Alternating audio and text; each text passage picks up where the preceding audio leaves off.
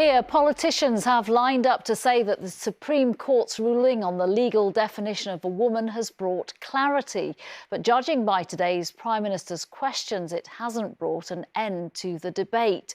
The Conservative leader, Kemi Badenoch, pushed Sir Keir Starmer to apologise and admit he was wrong when he said in the past trans women are women. He didn't, and said it was time now to lower the temperature and called for care and compassion. In the Commons, our political reporter Jasmine Cameron-Cheleshi was watching.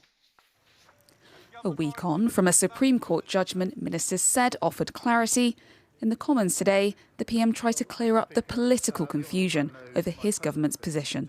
This government's approach and my approach has been as follows: to support and implement the Supreme Court ruling, and we will; to continue to protect single-sex spaces based on biological sex, and we will; but also to ensure that trans people are treated with respect.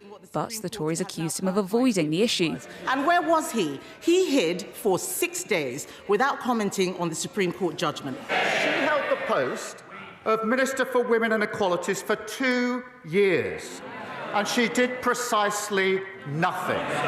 The PM now says he doesn't believe trans women are women, reversing his previous stance in opposition.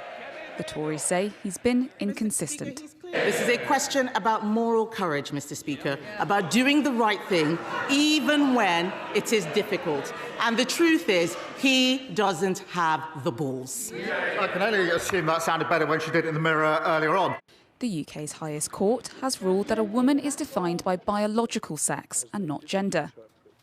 Who is allowed in single-sex spaces is now the central question for organisations.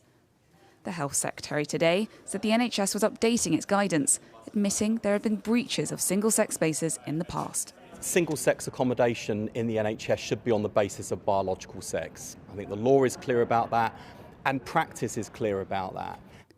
But Emily Bridges, a former professional cyclist who came out as trans, fears the judgment will make her and others less safe. We've been the topic du jour for the last week, and it's just everything is about trans people, about trans people, about trans people. And it increases levels of vulnerability. Ministers say they will put the necessary guidance in place for organisations. But for now, the political wrangling continues. Jasmine Cameron-Cheleshi, ITV News, Westminster.